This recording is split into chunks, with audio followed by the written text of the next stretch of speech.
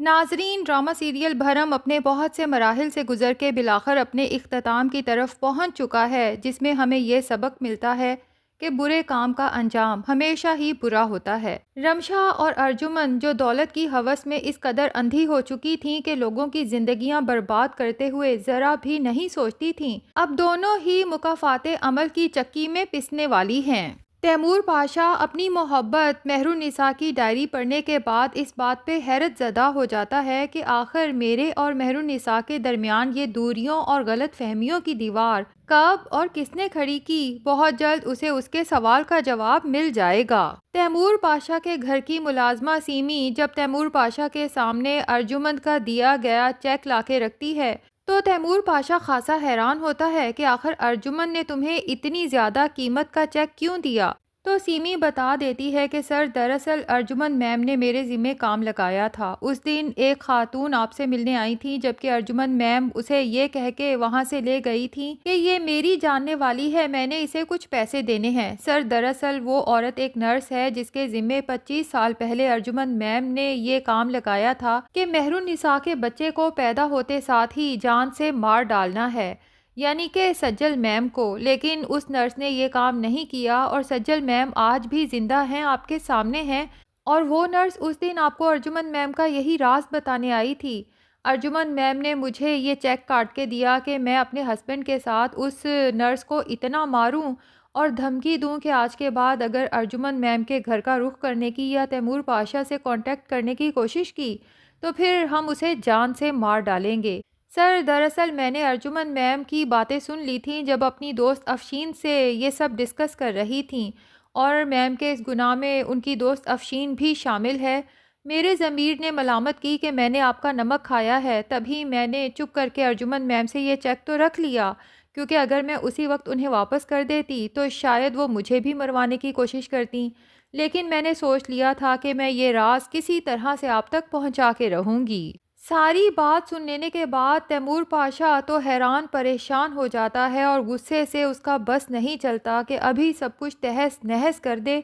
اسی وقت سیمی سے کہتا ہے کہ فوراً ارجمن کو میرے پاس بھیجو۔ ارجمن سوچتی ہے کہ تیمور پاشا نے مجھے کبھی اپنی اسٹڈیز میں آنے نہیں دیا، آج ایسا کیا ہو گیا کہ مجھے اپنی اسٹڈیز میں بلوایا ہے، اور جب تیمور پاشا کے سامنے جاتی ہے تو تیمور پاشا وہی چیک ارجمن کے سامنے رکھ کے کہتا ہے کہ میں پوچھ سکتا ہوں کہ یہ چیک تم نے سیمی کو کیوں دیا؟ ارجمن کو تو یوں محسوس ہوتا ہے جیسے کسی نے اس کے قدموں تلے سے زمین ہی کھینچ لی ہو،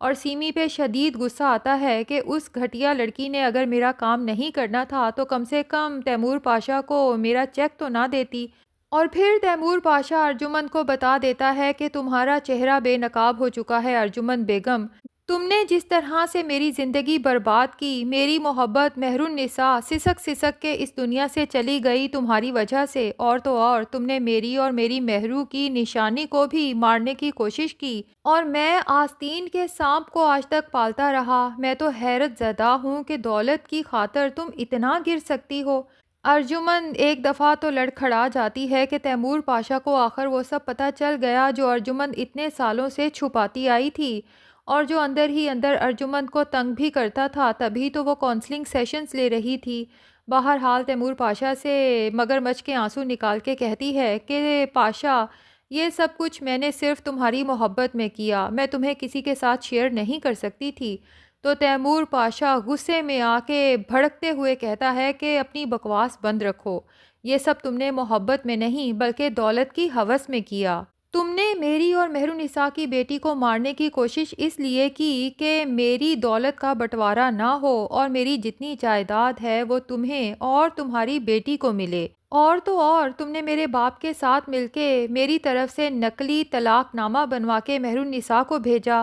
اور مہرالنساء کا کوئی خط مجھ تک پہنچنے نہیں دیا۔ میرا دل یہ سب سوچ سوچ کے پھٹ رہا ہے۔ بہرحال میں تمہارے جیسی گھٹیا عورت کو اپنے گھر میں اپنی زندگی میں مزید برداشت نہیں کر سکتا،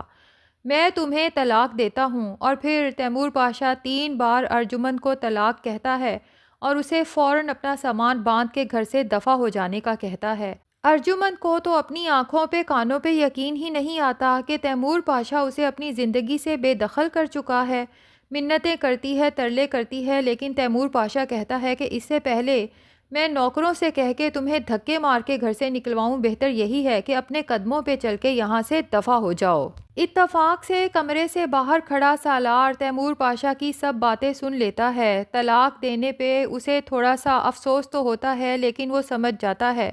کہ آنی نے جو بویا ہے وہی کاٹ رہی ہیں۔ سالار پاشا جو آج تک ارجمند کو دل سے محبت اور عزت دیتا آیا تھا، اب اس کا اصل چہرہ نظر آ جانے کے بعد سالار کو بھی ارجمند سے شدید نفرت محسوس ہوتی ہے،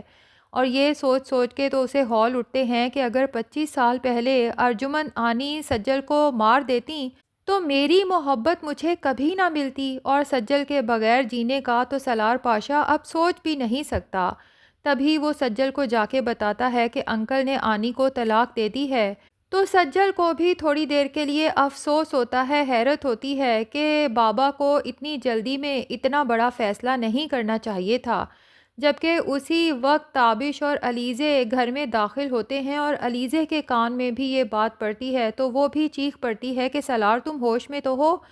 ڈیڈ میری موم کے ساتھ ایسا نہیں کر سکتے۔ سالار علیزے کو ریلیکس ہونے کا کہتا ہے اور پھر اسے ساری حقیقت بتاتا ہے، تو سجل اور علیزے دونوں ہی جیسے تھوڑی دیر کے لیے سکتے میں آ جاتی ہیں، سجل یہ سوچ کے کہ میں تو اپنے باپ تیمور پاشا کو اس سب کا گناہ گار سمجھتی رہی، تبھی وہ مجھ سے بات کرنے کی کوشش بھی کرتے تھے تو میں ان کی بات سننے کو تیار نہیں تھی، تو اصل گناہ گار تو ارجمند آنٹی تھیں۔ اور علیزے کو یہ سوچ سوچ کے افسوس ہوتا ہے، غصہ آتا ہے کہ ایسی گھٹیا عورت میری ماں ہے جو کہ عورت کہلانے کے بھی قابل نہیں ہے۔ اسی وقت غصے میں ارجمند کے کمرے میں جاتی ہے اور ارجمند علیزے کو دیکھتی ہے تو اسے امید کی کرن نظر آتی ہے۔ روتے ہوئے علیزے سے کہتی ہے کہ دیکھو نا اپنے باپ کو، اس مہر النساء کی محبت میں تمہارے باپ نے آج مجھے طلاق دے دی، اور تو اور مجھے گھر سے نکل جانے کا کہہ دیا ہے۔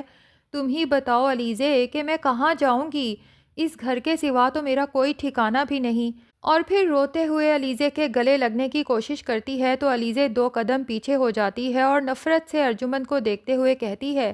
کہ ڈیڈ نے جو کیا سب ٹھیک کیا، آپ یہی سب ڈیزرو کرتی تھیں۔ ارجمند تو حیرت سے علیزے کو دیکھتی ہے۔ علیزے کہتی ہے موم مجھے آپ کا اصل چہرہ نظر آ چکا ہے، مجھے سالار سب بتا چکا ہے، اور اب وہ بھی آپ سے شدید نفرت کرنے لگا ہے۔ ارجمند سمجھ جاتی ہے کہ اب اس گھر میں مجھے روکنے والا کوئی بھی نہیں، اپنا سوٹ کیس پکڑتی ہے اور گھر سے خاموشی سے نکل جاتی ہے، اپنی دوست افشین کے گھر جاتی ہے اور اسے بتا دیتی ہے کہ مجھے تیمور پاشا نے گھر سے نکال دیا ہے۔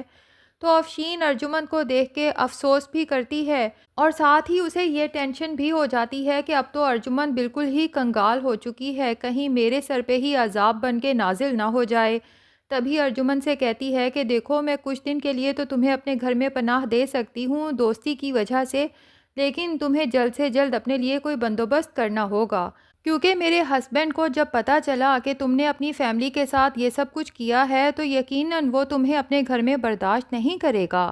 ارجمند تو حیرت سے افشین کو دیکھتی ہے جو اس کی ہمیشہ سے کرائم پارٹنر رہی ہے، آج اس نے بھی نگاہیں پھیر لیں۔